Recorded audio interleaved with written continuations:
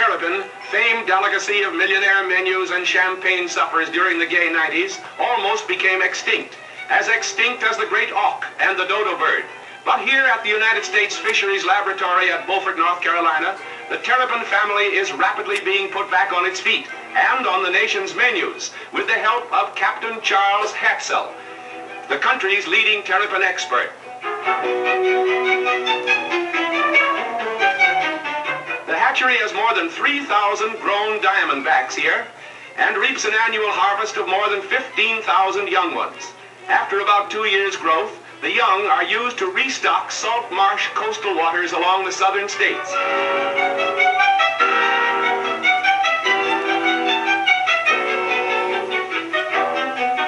So popular was terrapin as a fancy table luxury before the turn of the century, the swamps and estuaries of the Chesapeake and the Carolinas were scoured to supply the market, and no wonder. They brought $96 a dozen in New York at one time. What chance did a terrapin have at that price? By 1900, they were fabulously scarce. It seemed they were doomed to extinction.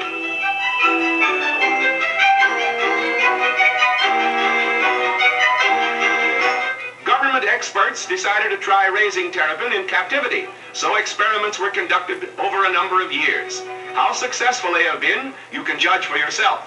Literally thousands of the little fellows are hatched every year in the warm sand of the hatching beds here at Beaufort. Terrapin eggs are laid in holes in the sand about 5 inches deep. When the little ones are hatched, they usually are covered over with sand and have to dig their way out. Since this hatchery was started in 1909, Captain Hatzel has played nursemaid to more than 150,000 young terrapins.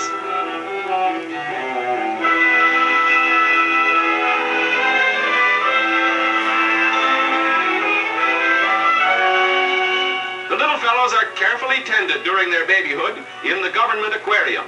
They no sooner arrive than they get their first swimming lesson. Boy, if you think a duck takes to water, look at that. They only weigh about an ounce now, but when full grown, they'll be 2 pounds or more and up to 8 inches long. And just think of all the soup that means when they've outgrown their playpens. After 2 years, they're ready to be turned loose. Out on their own, as it were.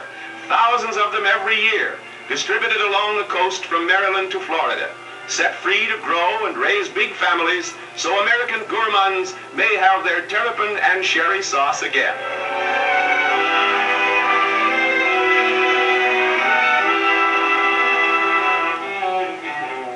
At the present New York prices for grown diamondbacks today, $3.50 each, raising terrapins sounds like it might be a very lucrative business. But don't get any fancy ideas. It's not a get-rich-quick game. They're not so hard to raise in captivity now that the government has perfected the system, and they call for fancy prices when full grown. But here's the catch.